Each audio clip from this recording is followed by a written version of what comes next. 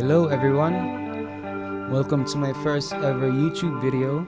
My name is Player One Down, and I just want to share my thoughts and process while creating this portrait painting done in Photoshop. So I'm working from an image I found in Pinterest. It's an image of a lady from the 60s. She could be an actress, I think. What I'm doing right now is called the blocking stage. It's basically the drawing part of the painting before I start laying down the colors. You'll notice that I'm using mostly straight lines to describe the forms of the head. This is a way of simplifying a complex subject such as human figures. The key is to focus on the big shapes first before working on the smaller details. So I've already established the basic shape of the head with just a few lines. Once I'm happy with that, I can start working on the features such as the eyes, the nose, and the mouth, but still keeping things simple. The purpose of the blocking is to get a sense of three-dimensionality in your drawing. This will act as my guide when I'm laying down the colors. This is my framework for the painting. Think of it like you're building a house, for example. You need to have a solid foundation first before you add in the details like the doors, the windows, the curtains, etc. Or else everything will crumble. Let's say you're already painting but the drawing is very weak, so it doesn't look right, even if you have a great set of colors. So now I've added tone to indicate where the shadows will be placed. This already gives it a nice sense of contrast in the picture, a nice sense of separation between the shadows and the lights. I've also established the shape of the hair using mostly curved lines as opposed to straight lines. With hair you can have a lot of fun because you can just there's a lot of freedom when creating hair. You don't have to be so specific with the way it looks. You just need to get the general shape at the least, and then later on in the painting stage you'll see me just having fun adding in the strands and everything. I think I'm almost done with the blocking phase. Just refining, fixing, adjusting the drawing where it needs to be adjusted. And now we have entered the painting phase. For this painting, I'm just trying to keep things simple, working on just two layers, one layer for the drawing and one layer for the painting, which is placed on top of the drawing.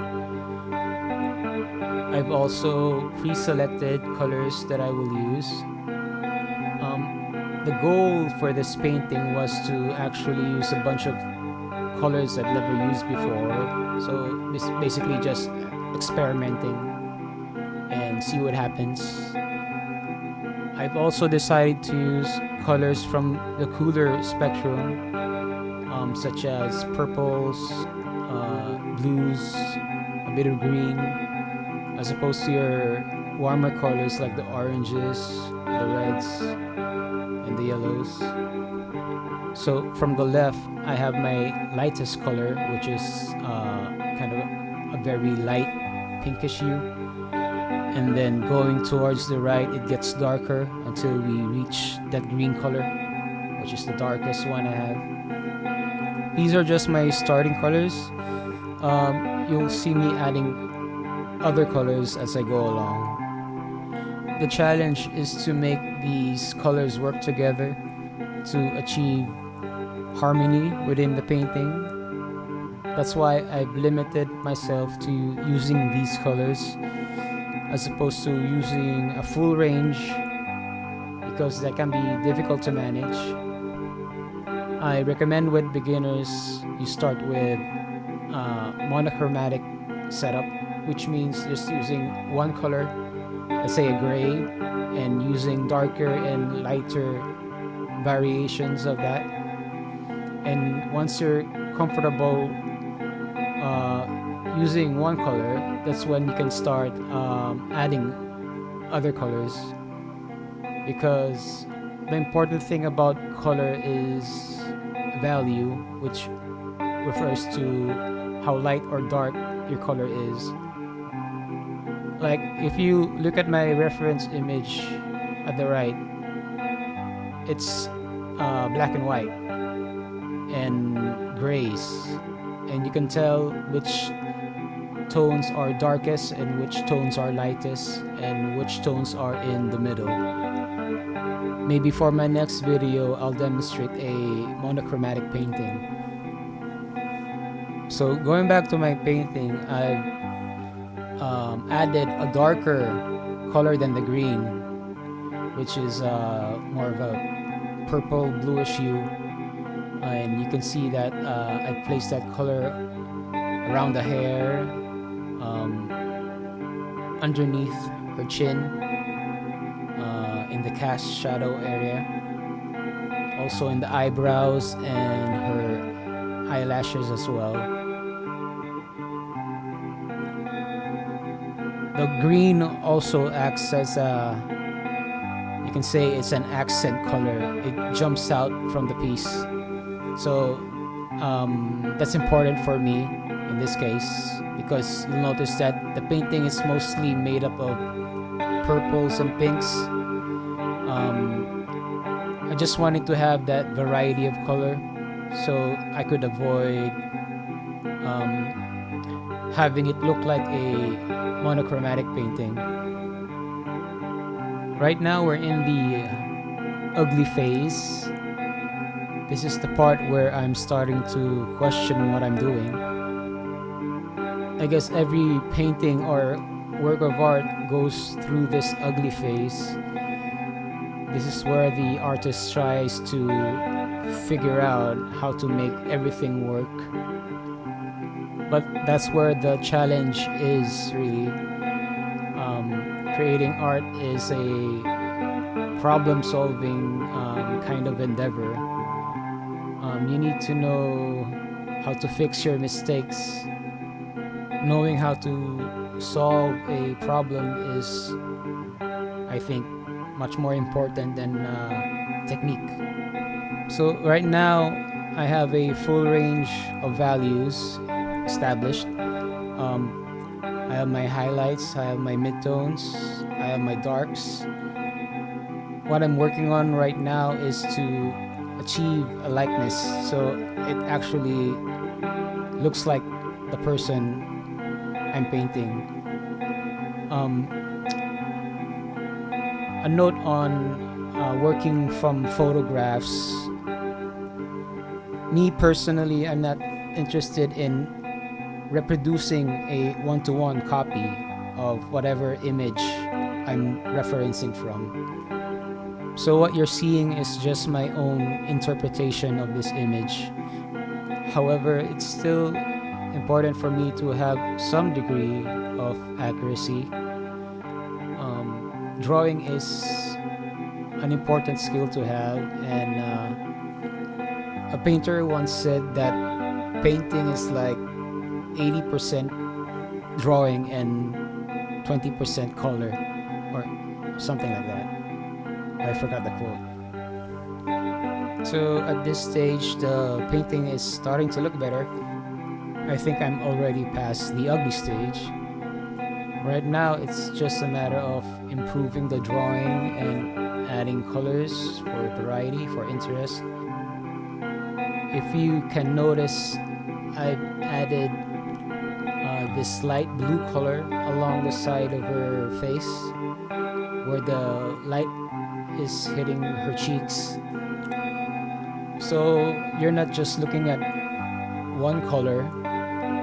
You can add however many colors you want, as long it's placed in the right context. You know, as an artist, ask yourself, what else can I do to make my art look better? Should I add more colors? Should I remove this color? What happens? You know, experiment and see if it works. If it doesn't work, that's okay. You can go for another approach, see if that works. Trial and error is part of the process, especially when you're working in software like Photoshop, where you can just hit Control Z how many times you want. Plus, you have access to so many layers, so you can just experiment all day. Speaking of layers, I mentioned earlier that I was mainly working on 2 layers, one for the drawing and one for the painting. And you can see below those 2 layers, I also have 2 layers for the background, which is also made up of the same colors I've been using to achieve harmony and unity within the piece.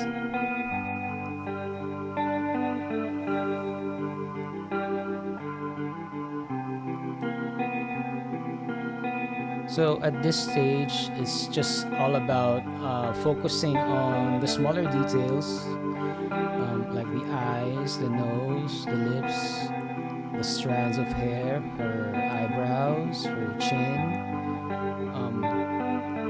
My art teacher used to tell us to work from the general to the specific, which means that you start with the bigger shapes, working down to the smaller details. As beginners, we're usually invested in working on the details, like the individual strands of hair, the eyebrows, the eyelashes. We tend to overlook the bigger picture,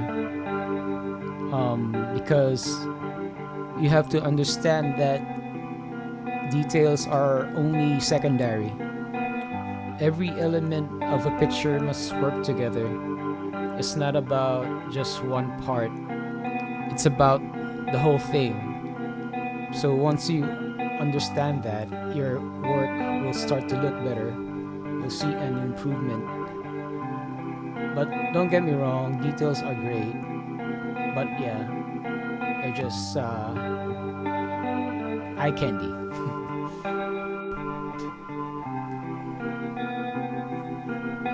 At this stage, I'm almost done with the painting. I'm just working on the details, like adding strands to the hair. I'm really having fun at this point. Also working on the background, making it more interesting. Adding that green color unifies the picture even more, I think. It's a nice touch.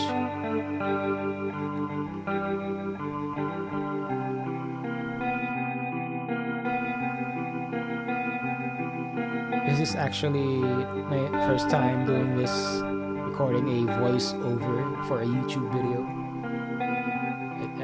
It's kind of weird, to be honest.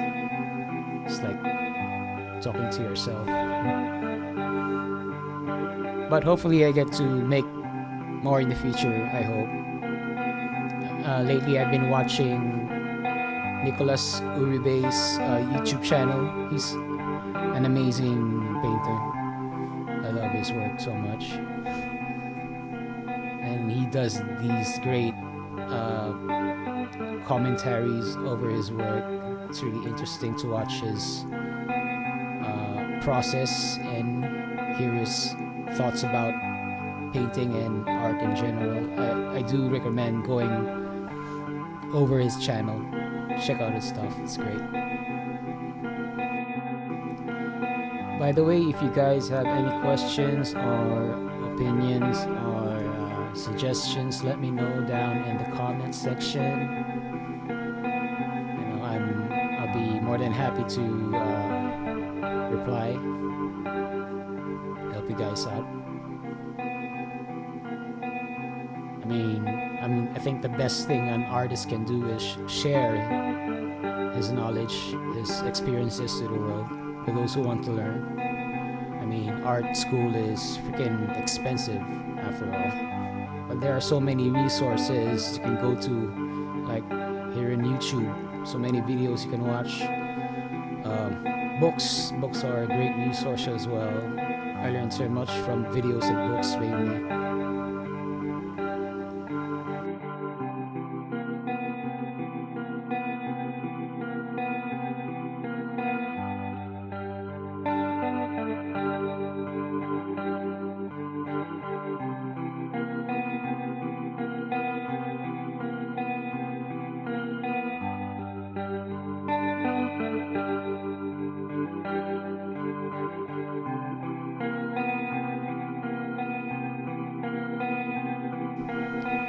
that's it. If you enjoyed my video, please consider liking and subscribing to my YouTube channel. You can also visit my Instagram page, that's player one down. And that's it. Hope you guys have a good one. Bye bye.